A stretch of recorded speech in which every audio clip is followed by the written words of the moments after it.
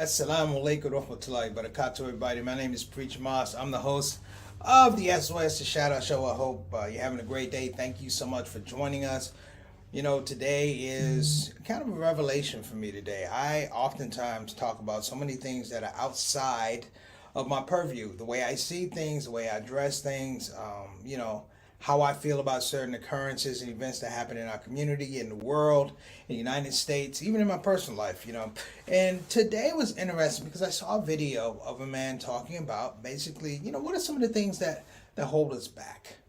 Literally, we can talk about the things and events that are out there in the world, but not to the point where we overlook the fact that we do have a great amount of control about who we are and what we do, and our ability to succeed and our ability to fail.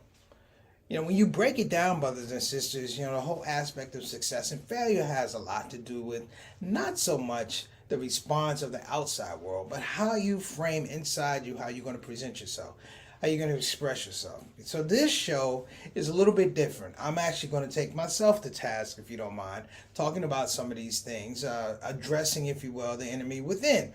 There are a lot of us who deal with our own challenges. We have our demons, we have our shortcomings, the things we wish we were better at, there's things we wish we never did, there are people we wish we never hung around, and then there's people who inspire us to give ourselves chances, give ourselves opportunity to forgive ourselves for the things that didn't happen in the past, forgive ourselves for our failures, and sometimes just appreciate who we are just for the effort.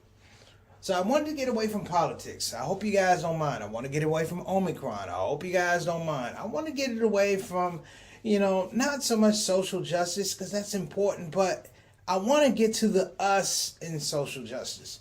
We have self-justice that we really need to begin applying to these situations, because in the end, the value of you begins and ends with you. How you feel about yourself is how people are going to treat you. I'm going to explain some things and share some stories, and I hope you feel comfortable with me sharing some of your stories. You can get into the comment section. Sister Town is always on the button for whoever gets in. But my point, brothers and sisters, I really personally feel that in the last couple of years, we have overlooked this thing. And I talked about it yesterday, that we have given ourselves over in some regards to the external. I was watching a thing with Russell Simmons, Uncle Rush. He had his IG on this morning. I happened to actually peep in. And he talked about how much we are a part of the world, but we're not the world. How great you think you are in your life, how important you think you are in your life. If you look at it in the span of time, you wouldn't make a dent in the span of time. That you said something important, that you made somebody laugh, that you made a lot of money, it's not something that you can claim as organic. It's not like somebody hasn't done it before. Or it's not like somebody who hasn't done it better. If you had money, there was someone who made more money than you. If you built a building, some people built more buildings.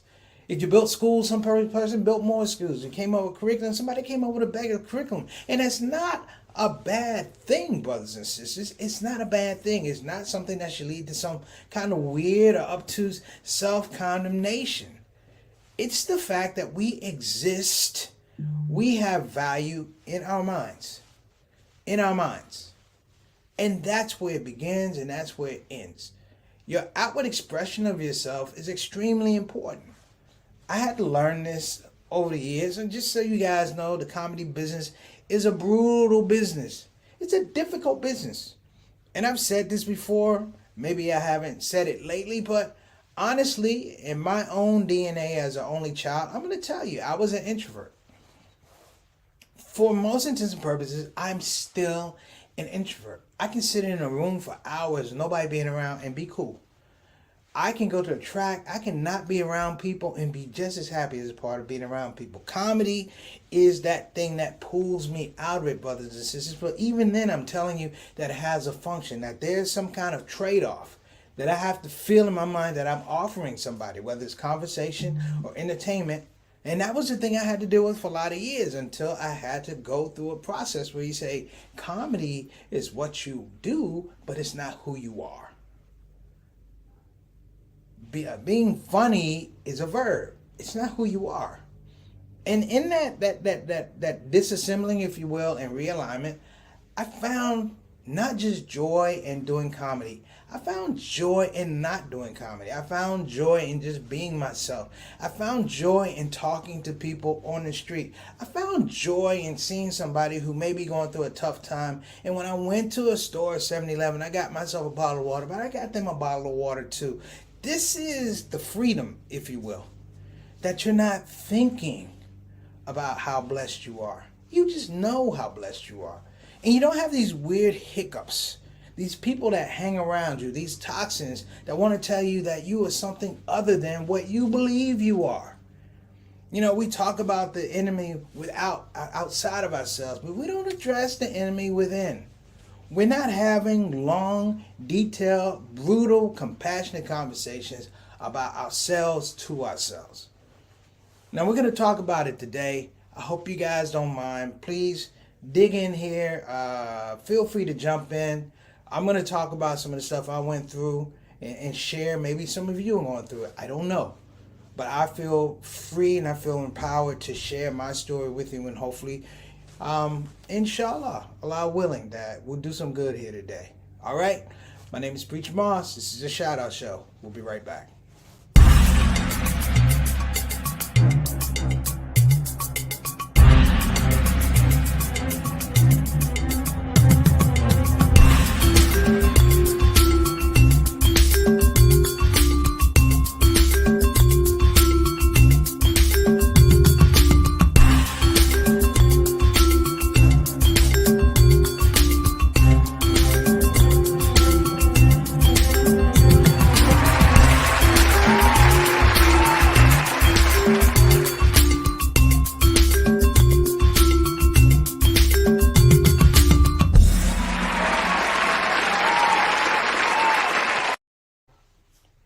All right, we're back, everybody. Thank you so much. I want you to take a look at what's behind me while I'm talking to you.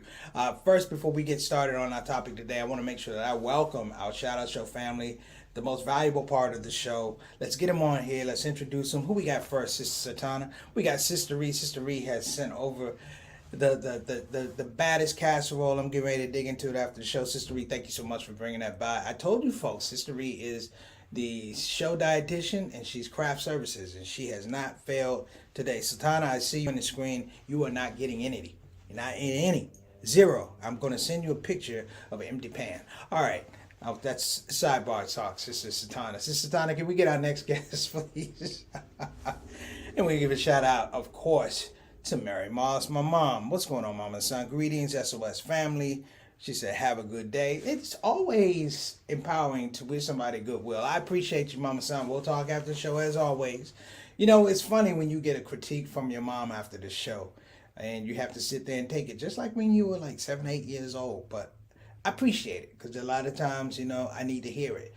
I need to have a little bit of that air taken out of the balloon, just so it just keeps me working harder and trying to deliver a better product. My mom always just wanted me to do better than I did the day before, and I appreciate that. Mom and Son, thank you so much. Next up,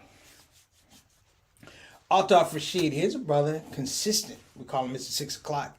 Straight up, straight down. Wa alaikum assalam wa rahmatullahi wa barakatuh. You know what I like about Altaf? Altaf comes and he contributes, but, you know, it's not like he puts upon us that he's doing us a favor.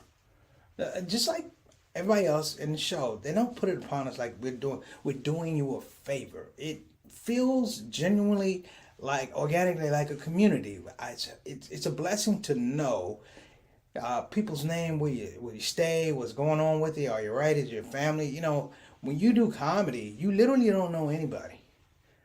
I can literally tell you of times when I did stand up and I worked a room 4 nights in a row, sometimes 10 shows, 11 shows. I couldn't tell you the name of anybody in the crowd. I couldn't even tell you where they lived.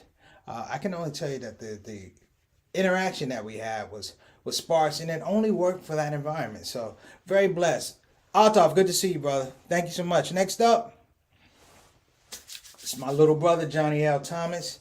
JT is, I'm happy to say that I'm in that space now. I have friends who have been with me over 30 years. You know, and I'm not bragging, and I'm blessed. But there are some of us who have friends over 30 years. Rick, BT Rick, a Bitcoin guy. I've known Rick since I was 4. That's 50 years. And you begin to look at people who have been around you and supported you. But the most important thing about supporting you is they understood that you had to be you in your own space. You know, those are the type of friends I've been blessed to have. I'm sure many of you have them. Little brother, thank you so much for joining the show. Peace and blessings to the Thomas family, as always. And tell my nephews they don't call their uncle anymore, but I still love them. All right, next up. Sister Ika coming all the way from Indonesia, Depok, Indonesia. We hope that you and your family are on the mend. Sister Ika, you don't even have to be here. I think at the time right now, Sister Ika is like 5:10 in the morning. She tunes in. Thank you so much. We appreciate you. Peace and love to you and your family. Wa alaikum assalam rahmatullahi wa barakatuh. All right, next up, we got Sister Sonia Salahuddin. Dog, what's going on, sister? You beat Brother Bilal on here, and I know you would. Thank you so much for joining us today. I'm switching gears, Sister Sonia. I'm switching gears, and I'm just going to talk about us for a while. I hope you don't mind. I hope you stick with us. Thank you so much for tuning in. We appreciate your support. Next up, Bilal. Sister Sonia beat you out, so, thanks for coming, but she beat you. No knock. We still love you, man. We know we want your participation, but she beat you. Okay. So thank you so much for coming, Bilal. Wa alaikum assalam rahmatullah barakatuh. In fact, salams to the entire Salahuddin family. Thank you so much for joining us. We appreciate your participation. If I haven't said it enough, then I'm going to say it now. Thank you, thank you, thank you. Okay, next up, we got, of course, Sister Satana Whitfield working the ones and twos on the production, making this whole StreamYard thing bounce. And I have to shout out Sister Satana. We've had some fairly challenging shows in terms of the technical aspects of it. Bringing in videos, making sure the cues are straight. We get our new sponsors and stuff. She's been doing that work, so I really appreciate you, Sister Donna, and keep getting better. That's all I can say. Keep getting better. All right. Wa alaikum assalam rahmatullahi wa barakatuh. All right, brothers and sisters, can we get started? The topic today is addressing the enemy within. If you look over here, there's a thing that says talent wanted. Talent wanted. Now, I put this up here, brothers and sisters, for a reason. And the reason that I want to go with talent wanted, because for a lot of years in my profession as a comedian, as a teacher, I always had an issue with talent. And my issue with talent was I made the mistake over and over and over and over again of taking first glances of people around me in terms of their talent. Now, here's the thing that was damaging. I equated the fact that maybe they did something first, maybe they did something longer, maybe they did something and more people saw it. I equated it with them being proficient. I equated it with these people being efficient, that they actually knew what they were doing. I actually equated it sometimes that the talent wanted was more than the talent within. Let me say it again. The talent that was wanted was more than the talent within. What I'm trying to say here in this situation, and what's that, my phone going off? Everybody's going nuts. It's okay. What I want to add here, brothers and sisters, is the fact that I gave a very, very, very poor rendering of myself because I felt these people that were outside of me somehow had the magic formula. They had the magic formula. I had a friend of mine when I first started teaching in Milwaukee. I had been away from Milwaukee for a couple of years. After I graduated, I came back. This gentleman, when I came back, he was like a star teacher. Everybody loved this guy. He was teaching, I think, regular ed. I was teaching special ed. It was so bad in my classroom, they made him like my teacher trainer. I had to go and observe his classroom. And everybody talked about him. And I was like totally devoid of my own skill sets, my own talents, because I'm like, everybody likes him. Maybe I should do what he does. Well, your eyes can deceive you. Perception is always not the best perception. And what I learned later is that he was not the person that he said he was. In fact, he was a horrible person, legally and spiritually and morally. But I'm not going to get into that. I'm going to get into the fact that somehow I gave myself over to this guy. Now, there's a term out there. You've probably heard it before. If you have, forgive me for being redundant. But there's a term out there that's called imposter syndrome. Imposter syndrome.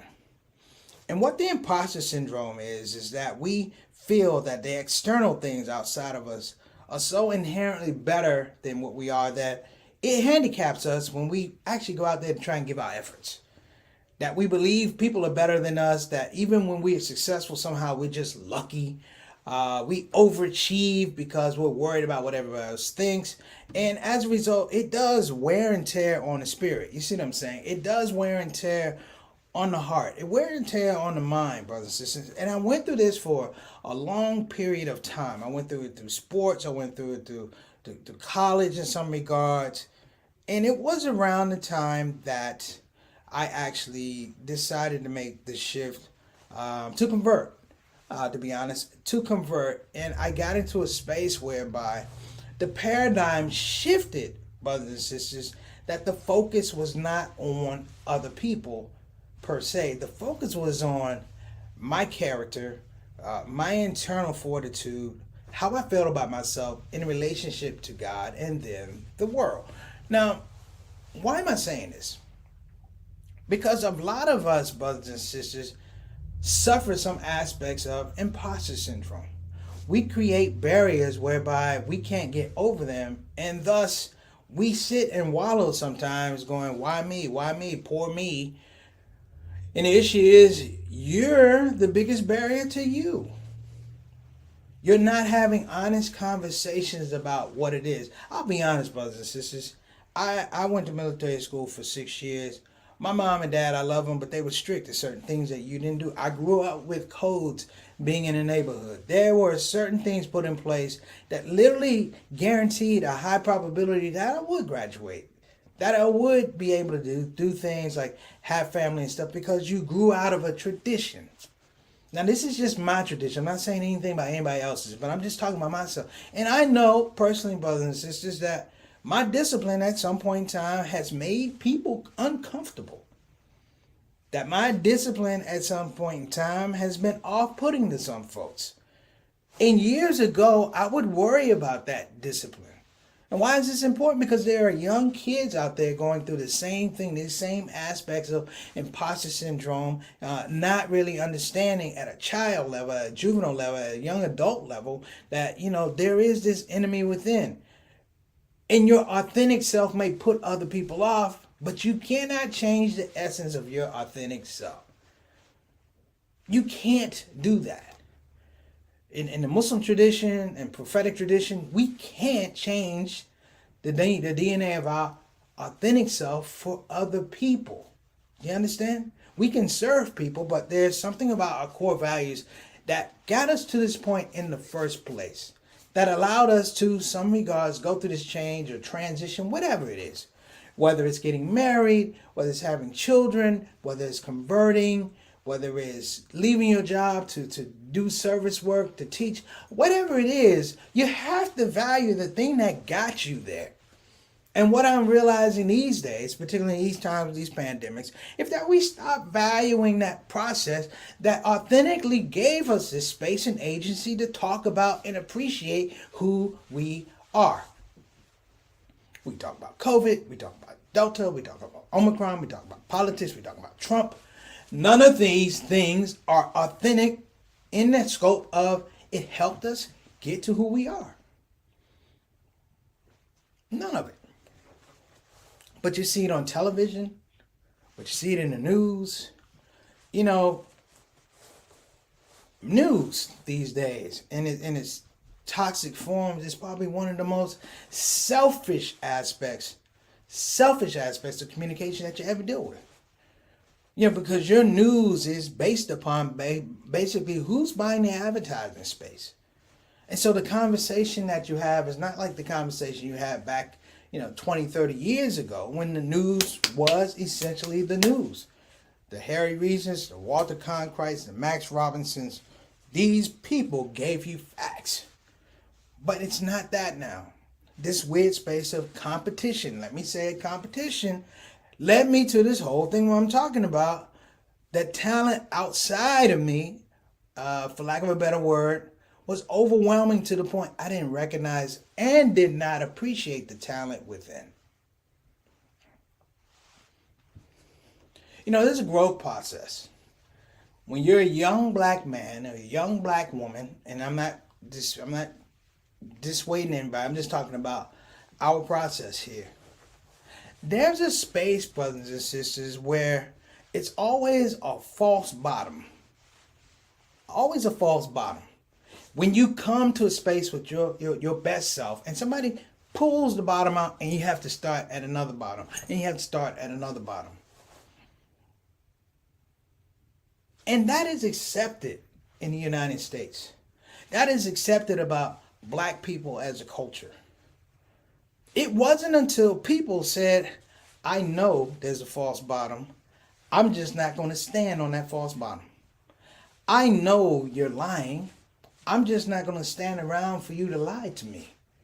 And in those spaces away from this toxic environments going back to the 20s, 30s, 40s, you have to realize, brothers and sisters, that there has been, and I want to say, institutional effort to make sure that people consistently get in their way. Like, I'm a person, brothers and sisters, I'll be honest, I'm not good with excuses. Even when I have a valid excuse, I'm not good with excuses. My excuses are like, hey, I didn't make it here on time because my plane didn't leave. I'm sorry I'm late because the wheels fell off the plane. I'm sorry I'm late because there was a tornado. I'm sorry I'm late because there was a hurricane and we couldn't get out. These are the things. And even when I have realistic, rational stories, but there's something inside, even at this age of 55, it's like I don't want to give people reasons to believe that somehow I'm inferior.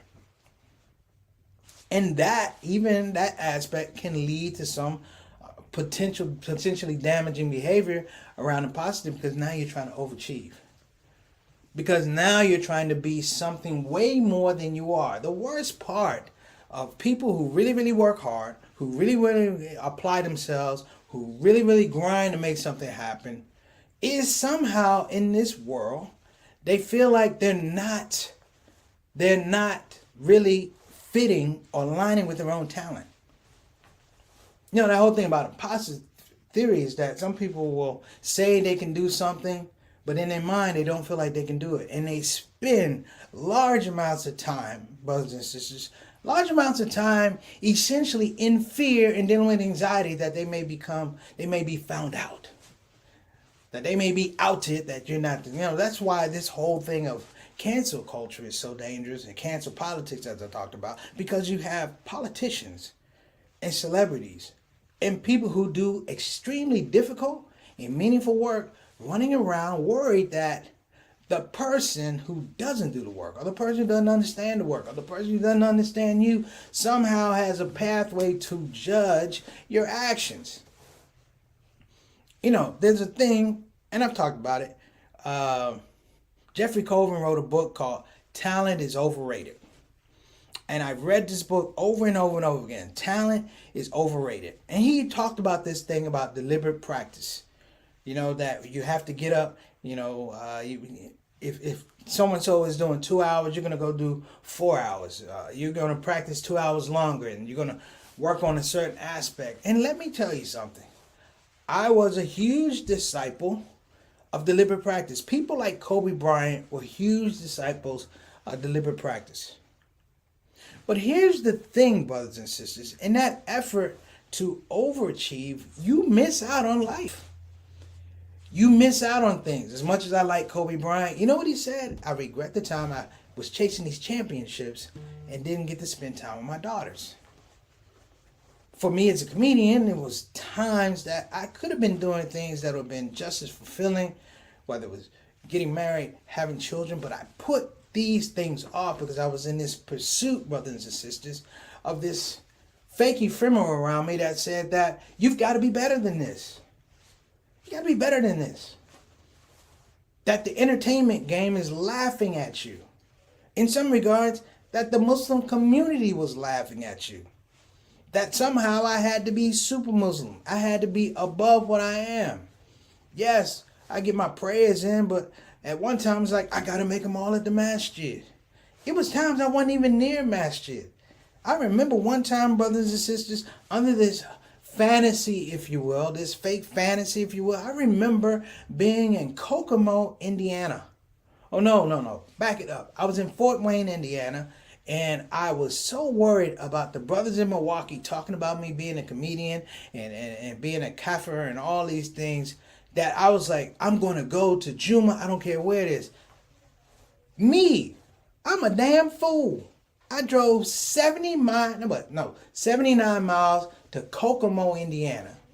At the time, it was Trinity University, looking for Muslims, finding the Muslims, got there, and the khatib didn't show up. And because I had been Muslim the longest, like 7 months, I had to give the khutbah. And I sat here going, what the hell am I doing? You know what my khutbah was? Hey, listen here. Do what you can. Try not to sin the next week. That was what it was, brothers and sisters. It was a basic thing. And as I drove back to Fort Wayne from Kokomo, I said, we can never do this again. You are out of your freaking mind. Why did I do it though? Voices, impressions, expectation, perception. All of these things had to do with me getting in a car and doing a round trip of almost, 160 miles. And then someone said, hey, bro, you could have just prayed in your room, right? You could have prayed in your room, right? And I was so pent up. I was like, no, I had to give the khutbah today. But let me wrap this up. What I've said here, brothers and sisters, about imposter syndrome is the fact that I need us, all of us, myself included, to begin having conversations about how we liberate ourselves in the midst of all this foolishness.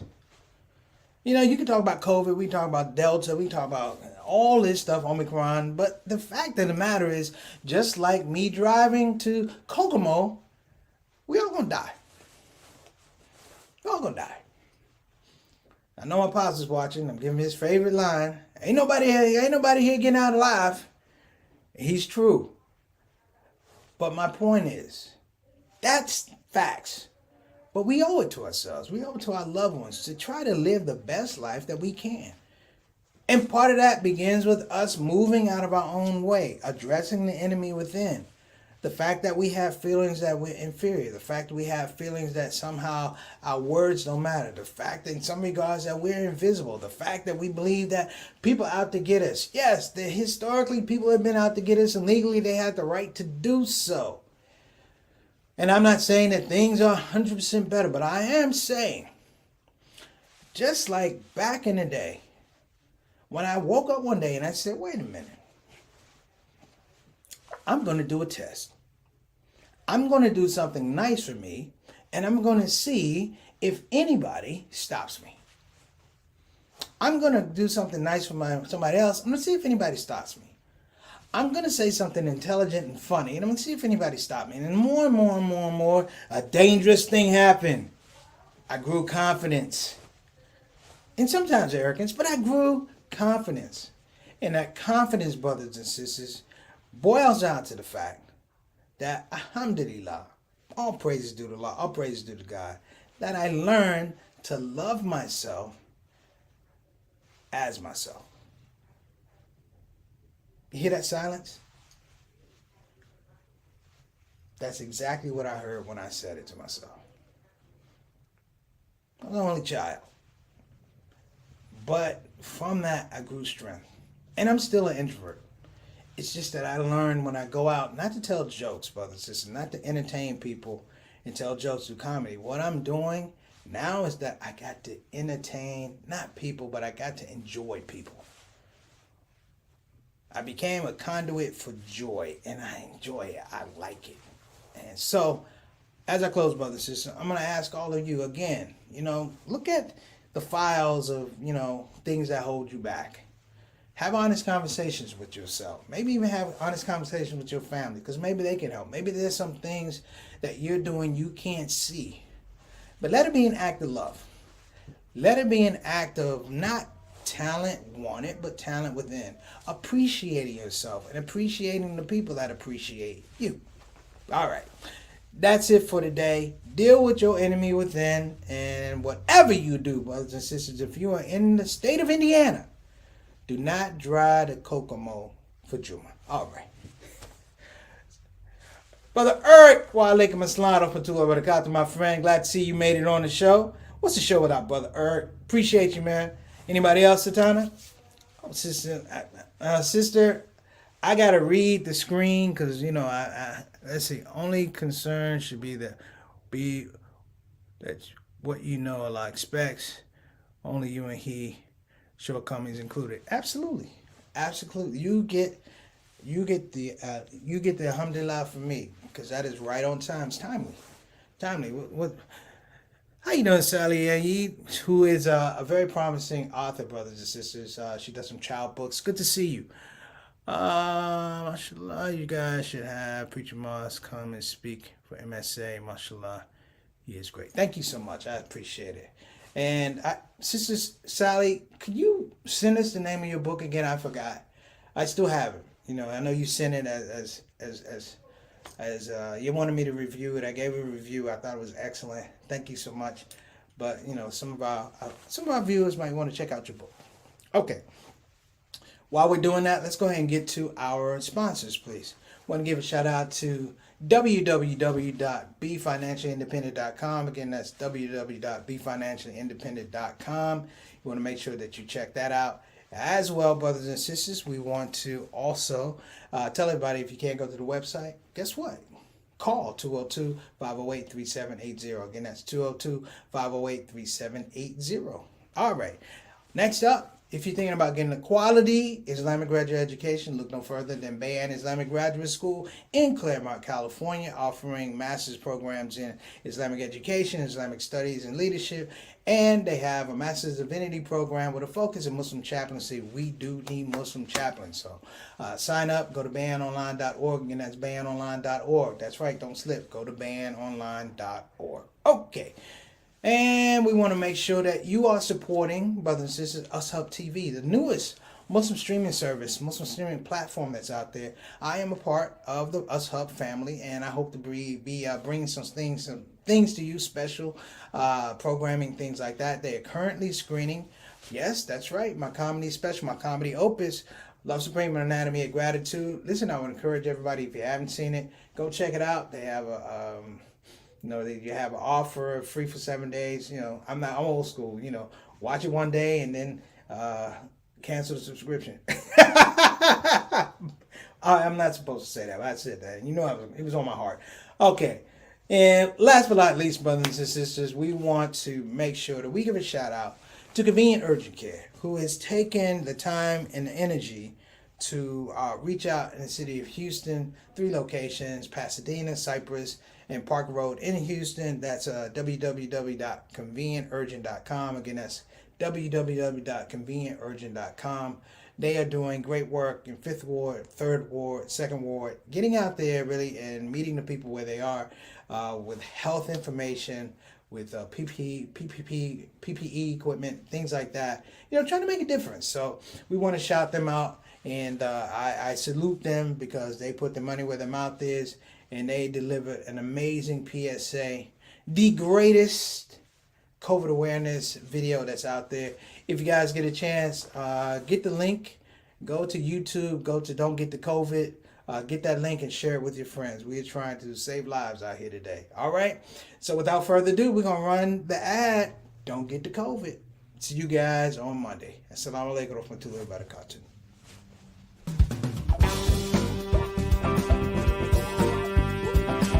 Hey babies, welcome to Radio WCUC, Convenient Urgent Care, home of the Smart Patient. This is DJ What It Do. You know what time it is. It's the top of the hour and the request lines are open. You know what you want to hear? I know what you want to hear. Operators are waiting. I just gotta hear Don't Get the COVID. Don't get the COVID. Put your mask back on. The Delta COVID, more contagious than before. Don't get the COVID. Go on and get the vaccine. You know that it can keep you safe and your people live living up in your space. Don't get the COVID. You need to wash your hands. The Delta COVID is more deadly than before. Don't get the COVID. Go on and get your vaccine. You know that it can keep you from dying. Don't leave your family all alone and crying. Don't get the COVID. We invite you to join our fight against COVID and against misinformation. It's time to listen to the doctors and trust the science. When I think of people dying that don't have to die, it makes me sad. Now's the time to be sober. Together we can make this thing over. Let's fight the COVID. Convenient urgent care, home of the smart patient.